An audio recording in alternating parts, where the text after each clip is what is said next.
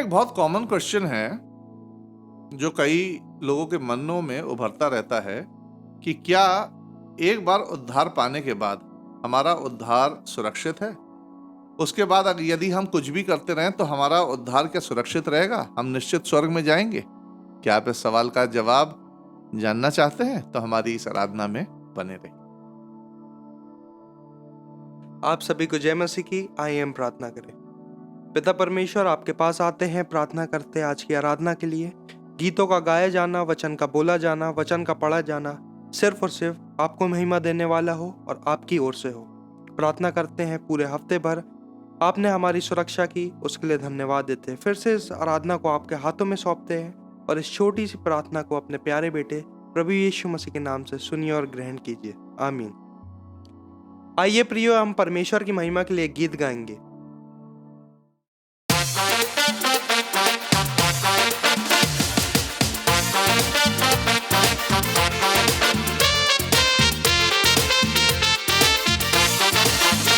जागो सोने वालों, वक्त जाने लगा, आज तुमको जगाने कोई आया है। जिंदगी में किसी की सुनी ना सुनी, तुम्हें वचन सुनाने कोई आया है। जागो सोने वालों, जब दिन का उजाला बढ़ने लगा, गफलत में पड़े क्यों सोने लगे। जब दिन का उजाला बढ़ने लगा, गफलत में पड़े क्यों सोने लगे। हर दम तुम्हें कोई जगाने आए, कभी जाग उठे फिर सोने लगे। ऐसो को नतीजा कुछ न मिले, तुम्हें याद दिलाने कोई आया है। जागो सोने वालों,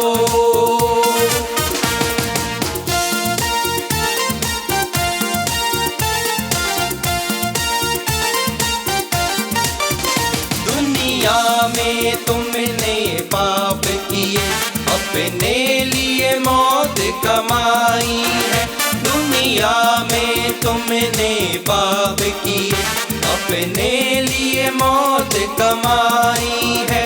और मन की शांति पाने में यूं सारी उम्र यूं गवाई है। मरने के पहले जरा सुन लो, तुम्हें मौत से बचाने कोई आया है। जागो सोने वालों,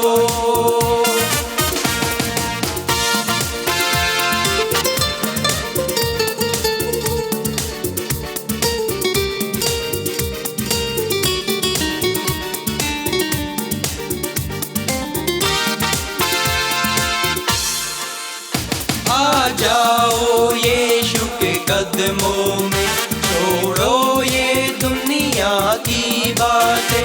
आ जाओ यीशु के कदमों में, छोड़ो ये दुनिया की बातें। जो ना माने मिट जाते हैं, जो बच जाते जीवन पाते। ऐसा न समय फिर आए कभी, तुम्हें जीवन दिलाने कोई आया है। जागो सोने वालों, जागो सोने वालों, वक्त जाने लगा, आज तुमको जगाने कोई आया है। जिंदगी में किसी की सुनी ना सुनी, तुम्हें वचन सुनाने कोई आया है। जागो सोने वालों,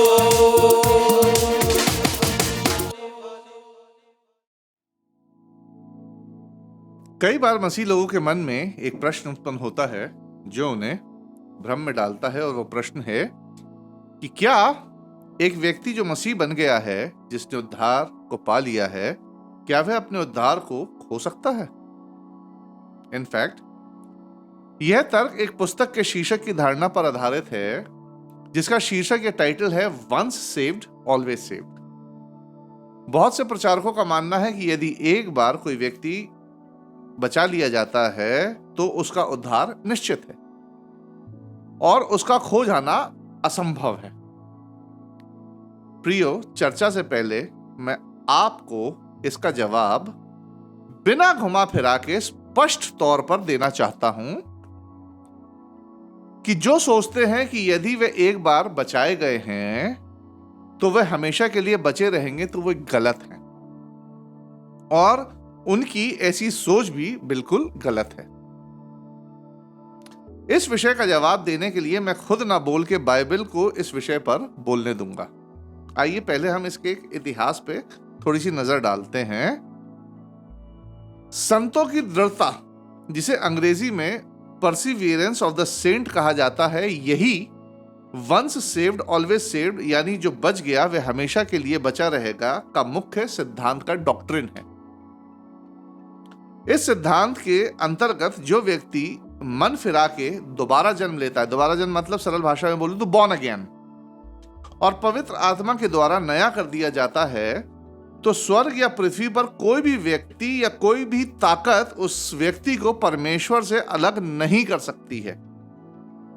इस बात को साबित करने के लिए इस सिद्धांत को मानने वाले रोमियो उसका 8वां अध्याय उसकी 39वीं आयत का हवाला देते हैं, जहां इस प्रकार लिखा है, जी न गहराई और न कोई और सृष्टि हमें परमेश्वर के प्रेम से जो हमारे प्रभु मसीह यीशु में है अलग कर सकेगी।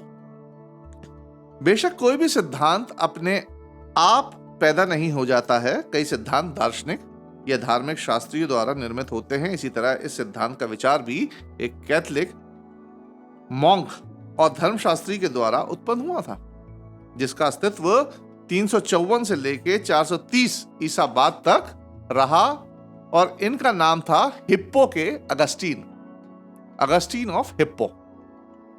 कई शताब्दियों बाद जॉन कैल्विन, जो एक फ्रांसीसी धर्मशास्त्री, पादरी और सुधारक थे, उन्होंने इस अवधारणा का, इस कॉन्सेप्ट का समर्थन किया और उन्होंने इस कॉन्सेप्ट को 1618 में डार्ट की धर्मसभा यानी साइनोड ऑफ डॉट में रखा और इस सिद्धांत में अपने और 5 बिंदुओं को शामिल कर दिया, 5 पॉइंट्स को और शामिल कर दिया और कैल्विनवाद का उजागर किया। कैल्विनवाद या कैल्विनिज्म एक संक्षिप्त सारांश कैल्विनिज्म का कुछ इस प्रकार है। पहला, पूर्ण भ्रष्टता यानी टोटल डिप्रेविटी। कैल्विनिज्म के इस बिंदु यानी पॉइंट के अनुसार मानव जाति आत्मिक रूप से मरी हुई है और वह सुसमाचार और परमेश्वर के उद्धार की योजना को समझने में असमर्थ है। इसलिए मनुष्य चाहकर भी सुसमाचार को नहीं समझ सकता है। मनुष्य को चुनने के लिए परमेश्वर को ही कुछ करना पड़ता है ताकि मनुष्य उद्धार की योजना को समझ सके।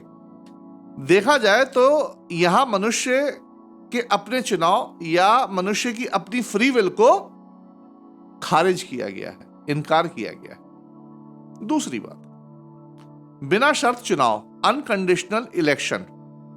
इस बिंदु में परमेश्वर उद्धार के लिए मनुष्य को चुनता है। परमेश्वर चाहे किसी को भी चुन सकता है अनंत जीवन के लिए, बिना मनुष्य में अच्छा या बुरा देखे। यहां मतलब परमेश्वर के लिए सिर्फ कुछ चुने हुए लोग हैं जिनको वो उद्धार के लिए चुनता है, हर किसी को नहीं चुनता परमेश्वर। तीसरा पॉइंट, सीमित प्रायश्चित, लिमिटेड अटोनमेंट। इस बिंदु में पापों के लिए मृत्यु और भुगतान केवल उन लोगों के लिए सीमित है जिन्हें परमेश्वर ने उद्धार के लिए चुना है। मतलब यीशु मसीह का पश्चाताप भी हर मनुष्य के लिए नहीं है, परमेश्वर जिसे चुनता है वहां तक ही लिमिटेड है इस सिद्धांत के अनुसार। चौथा पॉइंट, अनिवार्य अनुग्रह यानी इररेसिस्टिबल ग्रेस। यहां कोई भी व्यक्ति उद्धार पाने के लिए परमेश्वर के अनुग्रह का विरोध नहीं कर सकता है। आसान शब्दों में कहें तो आप परमेश्वर को किसी भी तरीके से ना नहीं कह सकते हैं। यदि परमेश्वर ने आपको बचाने का फैसला कर लिया है तो आप चाहकर भी उसे मना नहीं कर सकते हैं। यहां भी फ्री विल को खारिज किया जाता है। मतलब परमेश्वर ने आपको अगर चुन लिया है तो अब आप निश्चित तौर पर बचाए गए हैं। पांचवा बिंदु, पांचवा पॉइंट, बचाए गए की दृढ़ता, परसिवियरेंस ऑफ द सेव्ड। यहां वो ही विचार है कि जो एक बार बचाए गए वो हमेशा के लिए बच गए। कैल्विनवाद के 5 बिंदुओं को याद रखने के लिए प्रियो, आपको सिर्फ एक शब्द याद रखना है, वो है ट्यूलिप। उद्धार के संबंध में कैल्विनवाद के सिद्धांत कई प्रकार के भ्रम उत्पन्न करते हैं, और जो लोग सिर्फ नए नियम की शिक्षाओं के अनुसार चलते हैं वे कैल्विनवाद के इन सिद्धांतों को अस्वीकार करते हैं और उद्धार के विषय में केवल नए नियम की सीधी शिक्षा पर ही विश्वास करते हैं। प्रियो, वास्तव में कलीसिया के रीति रिवाजों को और इस प्रकार के सिद्धांतों को अस्वीकार करना ज्यादा स्वधर्मी, सेल्फ राइचियस या अधिक पवित्र बनना नहीं है, जैसा कई डिनोमिनेशन वाले सोचते हैं। अरे कलीसिया के रीति रिवाजों से हटकर ये काम कर रहे हैं, ज्यादा ही धार्मिक बन रहे हैं, ज्यादा ही सेल्फ राइचियस बन रहे हैं ना। परंतु इन सब बातों को अस्वीकार करना परमेश्वर के वचन, नए नियम की सही शिक्षाओं को व्यवहार में लाना है, ना कि सेल्फ राइचियस बनना, ना कि बहुत ज्यादा धर्मी बनना। प्रियो, आइए कैल्विनवाद के इन 5 बिंदुओं की संक्षिप्त में विवेचना करते हैं। पहला, पूर्ण भ्रष्टता यानी टोटल डिप्रेविटी। कैल्विनवाद के अनुसार मनुष्य भ्रष्ट है, पापी है। मैं भी यही मानता हूं कि मनुष्य पापी है, परंतु मनुष्य ऐसा भी नहीं है कि सुसमाचार को सुनकर उसकी प्रतिक्रिया ना दे सके।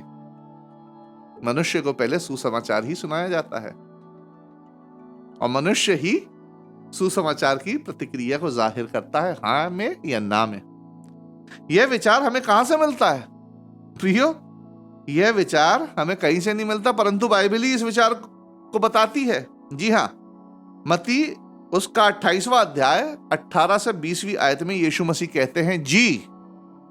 यीशु ने उनके पास आकर कहा, स्वर्ग और पृथ्वी का सारा अधिकार मुझे दिया गया है, इसलिए तुम जाओ, सब जातियों के लोगों को चेला बनाओ और उन्हें पिता और पुत्र और पवित्र आत्मा के नाम से बपतिस्मा दो और उन्हें सब बातें जो मैंने तुम्हें आज्ञा दी है मानना सिखाओ, और देखो मैं जगत के अंत तक सदा तुम्हारे संग हूं।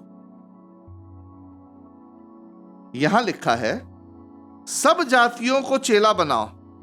प्रियो, यहां यह नहीं लिखा है कि सिर्फ उनको चेला बनाओ जिन्हें परमेश्वर ने चुना है।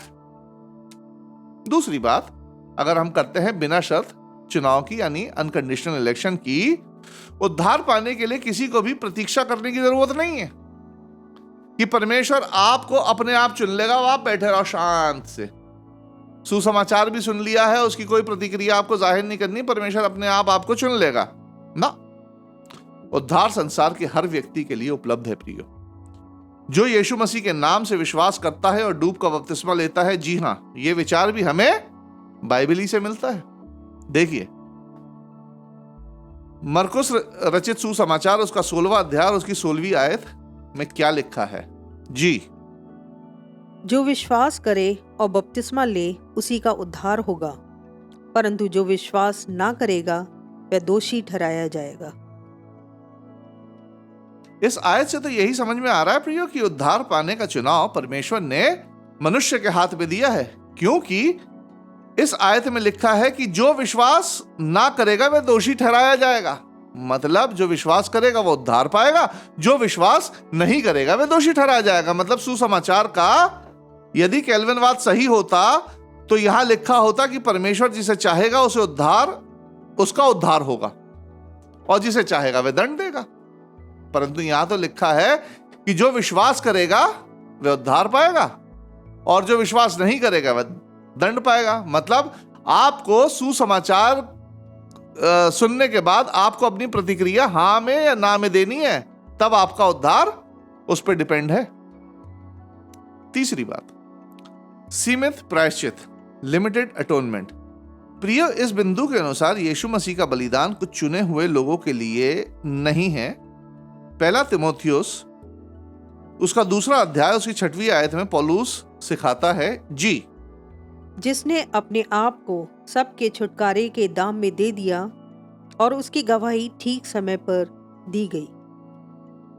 यहां ध्यान दें, यहां क्या लिखा है? जिसने, मतलब यीशु मसीह ने अपने आप को कुछ चुने हुए लोगों के लिए दे दिया? जी नहीं, यहां लिखा है सबके छुटकारे के लिए। ये सब कौन है? जी हाँ, ये सब वही हैं जो विश्वास करेंगे और बपतिस्मा लेंगे। चौथा, अनिवार्य अनुग्रह, इररेसिस्टिबल ग्रेस। बाइबल सिखाती है कि उद्धार पाने के लिए व्यक्ति अपनी इच्छा का प्रयोग करता है, जिसे हम उसकी ओन चॉइस कहते हैं या फ्री विल भी कहते हैं। जिन लोगों ने पेंतिकुस्त के दिन विश्वास किया या वचन को ग्रहण किया, ये सारी चीजें फ्री विल को दर्शाती हैं। उन्होंने पतरस से पूछा कि उद्धार पाने के लिए हम क्या करें। तब पतरस उनसे कहता है, क्या कहता है जरा देख लेते हैं। प्रेरितों के काम उसका 2 अध्याय उसकी 37 से 41वीं आयत में क्या लिखा है जी। तब सुनने वालों के हृदय छिद गए और वे पतरस और शेष प्रेरितों से पूछने लगे, हे भाइयों, हम क्या करें? पतरस ने उनसे कहा, मन फिराओ और तुम में से हर एक अपने अपने पापों की क्षमा के लिए यीशु मसीह के नाम से बपतिस्मा ले, तो तुम पवित्र आत्मा का दान पाओगे, क्योंकि यह प्रतिज्ञा तुम और तुम्हारी संतानों और उन सब दूर दूर के लोगों के लिए भी है जिनको प्रभु हमारा परमेश्वर अपने पास बुलाएगा। उसने बहुत और बातों से भी गवाही दे देकर समझाया कि अपने आप को इस टेढ़ी जाति से बचाओ। अतः जिन्होंने उसका वचन ग्रहण किया उन्होंने बपतिस्मा लिया और उसी दिन 3000 मनुष्यों के लगभग उनमें मिल गए। प्रियो, यह बाइबल नहीं बताती है कि जिन्हें परमेश्वर ने अनिवार्य रूप से चुना था, सिर्फ वही लोग सामने आए और बचाए गए। यहां लूका लिखता है कि यह प्रतिज्ञा मतलब उद्धार की प्रतिज्ञा तुम और तुम्हारी संतान और उन सब दूर दूर के लोगों के लिए भी है जिनको प्रभु हमारा परमेश्वर अपने पास बुलाएगा। सोचने वाली बात है, कैल्विनवाद वालों ने इस आयत को लेकर एक सिद्धांत बना दिया, परंतु प्रिय, ये सिद्धांत नहीं है, ये एक ग्रामर है। It is not a doctrine, ये एक व्याकरण है। 41वीं आयत बताती है कि जिन्होंने वचन ग्रहण किया, सिर्फ चुने वालों ने नहीं, जिन्होंने वचन ग्रहण किया। प्रिय, परमेश्वर सुसमाचार के माध्यम से सबको बुलाता है, और जो सुसमाचार का जवाब हां में देते हैं वही उद्धार पाते हैं। तो आज मसीह धर्म में ही ऐसे कई संप्रदाय यानी डिनोमिनेशंस हैं जो उद्धार के विषय में हिप्पो के अगस्टीन या कैल्विनवाद से ज्यादा प्रभावित है, ना कि नए नियम की शिक्षाओं से। उदाहरण के तौर पे मैं आपको बताता हूं, कई संप्रदायों में गोदी में के बच्चों को बपतिस्मा दे दिया जाता, क्योंकि वे कैल्विनवाद के पूर्ण भ्रष्टता यानी टोटल डिप्रेविटी वाले बिंदु पर विश्वास करते हैं। ऐसी संप्रदाय के लोगों का मानना है कि बच्चा पाप के साथ ही पैदा हुआ है और माता पिता या दादा दादी के विश्वास के आधार पर गोदी के बच्चे का बपतिस्मा उसके पापों को हटा देता है। ऐसे लोगों को इस बात से कोई फर्क नहीं पड़ता है कि बच्चा विश्वास और पश्चाताप की सहमति नहीं दे सकता है, जो बहुत जरूरी है और नए नियम की शिक्षा के अनुसार भी है। कई और अन्य संप्रदाय कैल्विनवाद की शिक्षाओं पर आधारित है, अन्य परंपराओं में सिमट कर रह गई हैं, जिनके अनुसार उद्धार पाने के लिए बपतिस्मा महत्वपूर्ण नहीं है, क्योंकि इनके अनुसार परमेश्वर ने आपको उद्धार के लिए चुन लिया है और आप उसकी बुलाहट का इनकार किसी कीमत पर नहीं कर सकते हैं। इसलिए यदि आप एक कलीसिया मात्र के सदस्य हैं तो आप निश्चित तौर पर बचाए जा चुके हैं। यदि आपने मात्र मन से मान लिया कि यीशु मसीह मेरा मुक्तिदाता है तो आपका उद्धार हो गया। सिर्फ चर्च की परंपराओं को अंत तक मानते रहेंगे यदि आप, तो आप अंत तक विश्वास योग्य सेवक साबित हो जाएंगे। प्रियो, ये गलत है। लोगों ने पेंतेकुस्त के दिन उद्धार पाने के लिए पतरस से पूछा कि हम क्या करें। क्या पतरस ने कहा कि मूसा द्वारा दिए गए नए नियमों की परंपराओं को सख्ती से पालन करो तब तुम्हारा उद्धार होगा? या फिर पतरस ने कहा नहीं, अच्छे अच्छे काम करो तब तुम्हारा उद्धार होगा? नहीं, पतरस ने कहा मन फिराओ और पापों की क्षमा के लिए यीशु मसीह के नाम से बपतिस्मा लो, तो तुम पवित्र आत्मा का दान पाओगे। प्रियो, यहां मुझे नहीं लगता कि रूपक या अलंकारिक तौर पर यहां कुछ ऐसा लिखा है। नहीं, यह सीधी भाषा में लिखा है कि पहले मन फिराओ, फिर बपतिस्मा लो, तब तुम्हारा उद्धार होगा और तब तुम पवित्र आत्मा का क्या पाओगे? दान पाओगे। प्रियो, यह आज के संदेश की भूमिका थी। मुख्य संदेश अब शुरू होता है। कैल्विनवाद का जो 5वां बिंदु है, बचाए गए लोगों की निश्चितता, यही हमारा शीर्षक है, परसिवियरेंस ऑफ द सेंट। कैल्विनवाद के अनुसार जैसे कई संप्रदाय के लोगों का मानना है कि परमेश्वर के द्वारा जो मनुष्य की फ्री विल के बिना जो सीमित प्रायश्चित के लिए अनिवार्य रूप से चुने गए हैं, एक बार उद्धार पाने के बाद कभी भी अपना उद्धार नहीं खोएंगे। ये कैल्विनवाद के अनुसार की बात कर रहा हूं, कैल्विनवाद की बात कर रहा हूं। जबकि बाइबल बताती है कि जो मनुष्य अंत तक यानी मृत्यु तक निरंतर विश्वास में बना रहेगा, उसी का उद्धार होगा। मत्ती उसका 24वां अध्याय उसकी 13वीं आयत में देखिए यीशु मसीह क्या कहते हैं जी। परंतु जो अंत तक धीरज धरे रहेगा, उसी का उद्धार होगा। कई लोगों का मानना है कि यह आयत अंत के दिन में सताव के काल के समय की है। तो प्रियो, सबसे पहले मैं आपको यह बताना चाहता हूं कि पूरा नया नियम अंत के समय का वर्णन करता है। हम आज भी अंत के समय में जी रहे हैं। मैं चाहता हूं कि आप इस आयत को देखें जो पाई जाती है इब्रानियों की पत्री उसका 1 अध्याय और उसकी पहली 2 आयतें, जहां इस प्रकार लिखा है जी।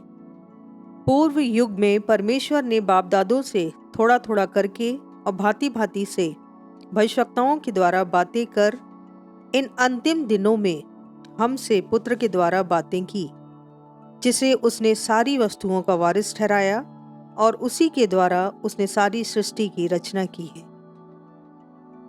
प्रियो, यह आयत हर उस पीढ़ी के लोगों पर लागू होती है जो नए नियम के काल में पैदा हुए हैं, मतलब यीशु मसीह के मृत्यु के बाद से जो पैदा हुए हैं और जो यीशु मसीह के दोबारा आगमन तक पैदा होते रहेंगे। यह आयत उन पर लागू होती है। हम अंत के समय में उद्धार उसका होगा जो अपने पूरे जीवन काल में विश्वास योग्य सेवक की तरह प्रभु यीशु मसीह का अनुसरण करेगा। अब मैं आपके सामने कुछ उदाहरण रखना चाहूंगा जो बचाए गए थे, परमेश्वर की समीपता में थे, परंतु बाद में खो गए। पहला उदाहरण, लूसीफर। यहेजकेल की पुस्तक उसका 28वां अध्याय और उसकी 15वीं आयत लूसीफर को निर्दोष और परमेश्वर का अभिषेक करूब के रूप में घोषित करती है। परंतु जब हम यशाया की पुस्तक उसका 14वां अध्याय पढ़ते हैं तो वहां हम उसके पतन को देखते हैं। यहां एक सोचने वाली बात है कि क्या कोई बचा हुआ, उद्धार पाया हुआ या बचा हुआ जो परमेश्वर के साथ रहता था कभी खो सकता है? तो उसका जवाब है हां। और इसका जीता जागता उदाहरण है लूसीफर, शैतान, जो पृथ्वी की रचना से पहले ही गिरा दिया गया था। दूसरा उदाहरण, कैन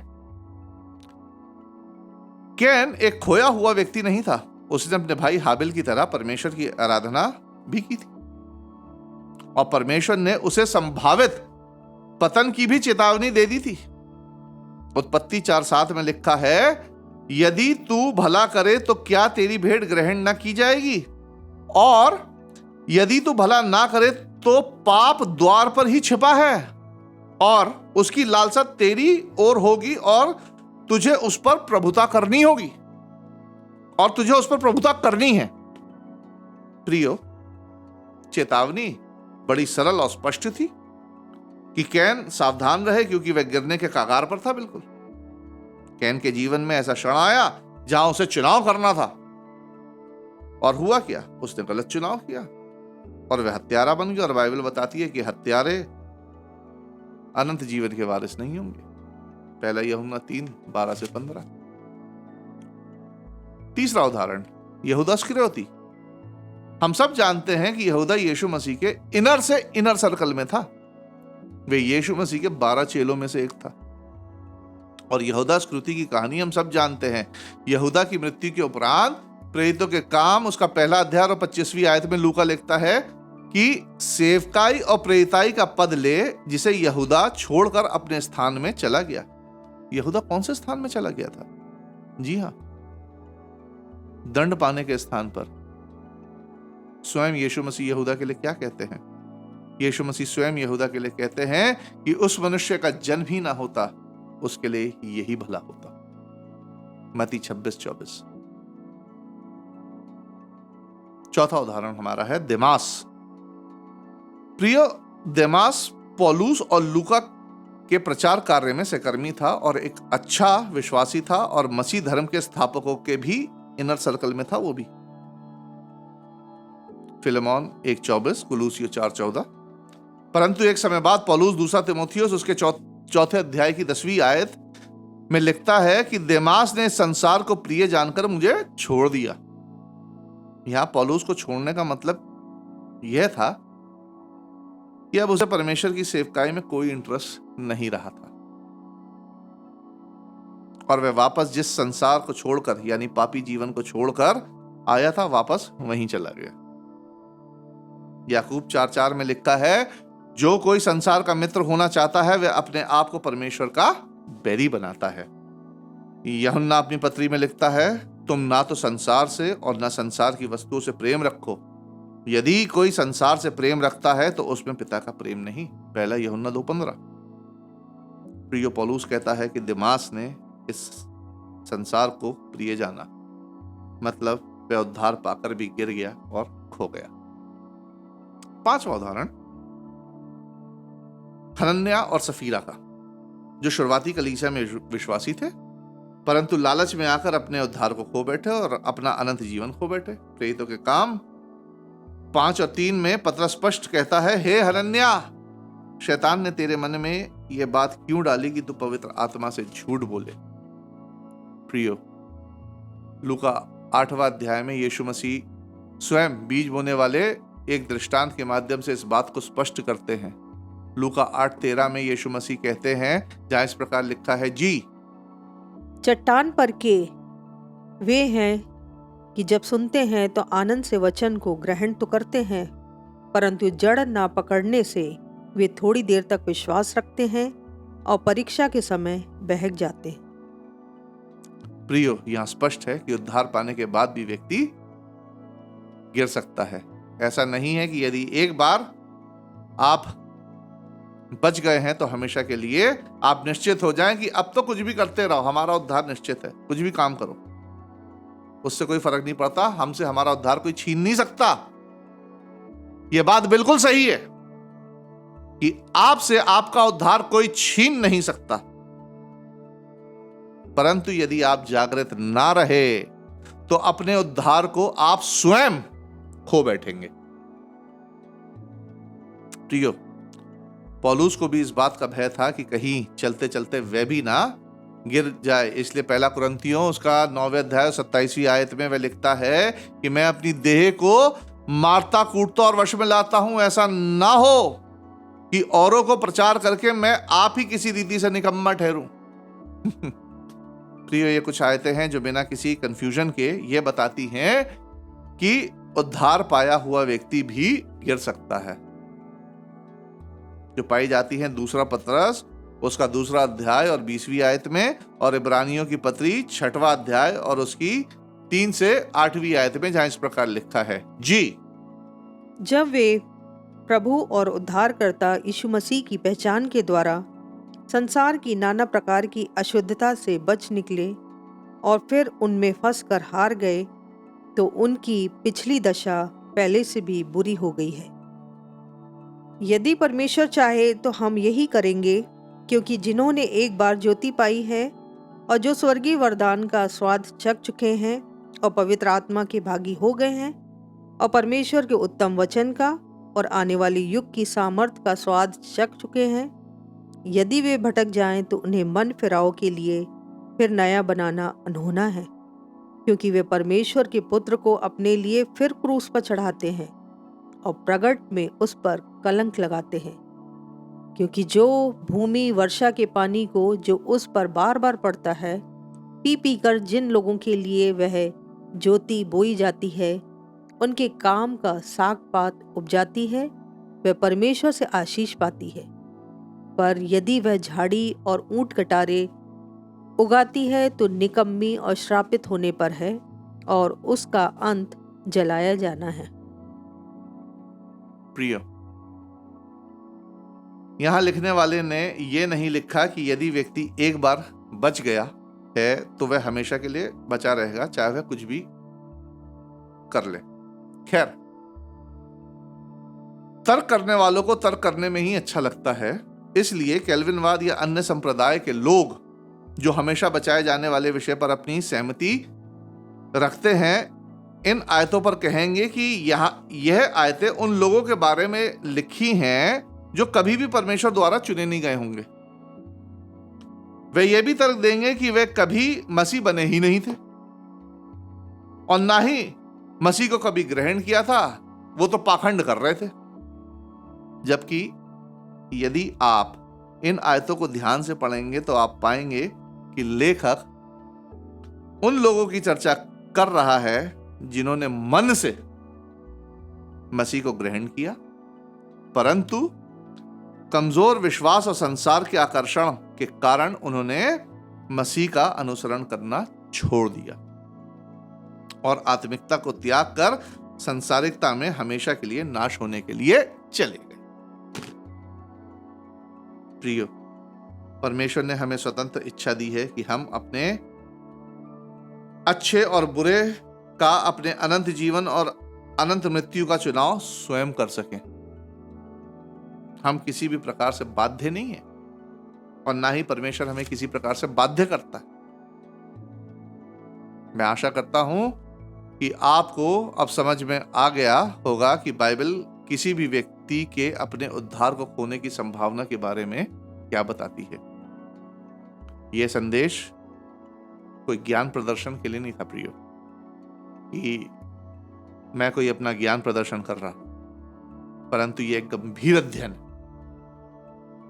कि वक्त के साथ साथ हर मसीह जन जागृत, सचेत, सावधान रह सके और मसीह जीवन की परिपक्वता में आगे बढ़ता जाए, ना कि परंपराओं में। पहला पत्रस 5वां अध्याय उसकी 8 से 11वीं आयतों में कुछ इस प्रकार लिखा है।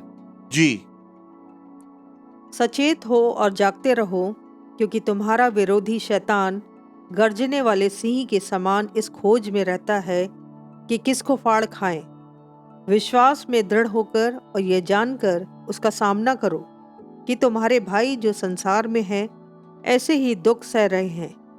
अब परमेश्वर जो सारे अनुग्रह का दाता है, जिसने तुम्हें मसीह में अपनी अनंत महिमा के लिए बुलाया, तुम्हारे थोड़ी देर तक दुख उठाने के बाद आप ही तुम्हें सिद्ध और स्थिर और बलवंत करेगा। उसी का साम्राज्य युगानुयुग रहे। आमीन। प्रियो, मैं एक बार फिर दोहराता हूं, यदि बचाए जाने के बाद खो जाना संभव था तो पतरस विश्वासियों को सचेत और जागृत रहने के लिए क्यों कहता? जागृत और सचेत रहने का मतलब डरना नहीं है कि हम शैतान से डर जाएं या हम अपने उद्धार को खोने से डर जाएं। ना, जागृत और सचेत रहने का अर्थ यह है कि मुझे पता है कि जो मुझ में है वह उससे बड़ा है जो संसार में। पहला यूहन्ना 3:12। जागृत और सचेत रहने का अर्थ यह है, मुझे पता है कि परमेश्वर मेरी परवाह करता है और नहीं चाहता कि मैं नष्ट हूं। जागृत और सचेत रहने का अर्थ यह है कि परमेश्वर ने स्वयं मेरे अंदर पवित्र आत्मा के द्वारा मुझ में यीशु मसीह की छवि बनाने का वादा किया है। पहला पत्रस 5 उसका 10 और 11वीं अध्याय। जागृत और सचेत रहने का अर्थ यह है कि परमेश्वर ने मुझे वह सब कुछ दिया है जो मुझे अंत तक विश्वास योग बने रहने के लिए चाहिए। उसने मुझे बचाने के लिए और मेरा मार्गदर्शन करने के लिए अपना पवित्र वचन दिया है, बाइबल। उसने मुझे बचाने के लिए, मुझे शांति देने के लिए, मुझे सही वचन समझने के लिए और अंत तक विश्वास योग बने रहने के लिए अपना पवित्र आत्मा दिया है, ताकि पवित्र आत्मा के द्वारा स्वर्गीय ज्ञान पाकर नए नियम की शिक्षा के अनुसार बिना परंपराओं को निभाए यीशु मसीह की देह कलीसिया में अंत तक विश्वास योग सेवक की तरह हम जुड़े रहें। इसलिए आइए जागृत और सचेत रहकर इन बातों पर विचार करें। परमेश्वर प्रभु यीशु मसीह में आपको जागृत और सावधान रहने की आत्मा और सामर्थ्य प्रदान करे। आप सभी को जय मसीह। आइए हम प्रार्थना करें। धन्यवाद, धन्यवाद जीवित महान सर्वशक्तिमान पिता परमेश्वर, इस सुंदर समय के लिए धन्यवाद देते हैं। तेरे अनुग्रह से हमारे परिवार को ऐसा अवसर मिला कि ऑनलाइन के माध्यम से तेरी स्तुति आराधना करने पा रहे हैं, तेरे वचन को पढ़ने और सुनने पा रहे हैं। प्रभु धन्यवाद देते हैं। बीते सप्ताह के लिए धन्यवाद देते हैं, तेरी सुरक्षा के लिए धन्यवाद देते हैं।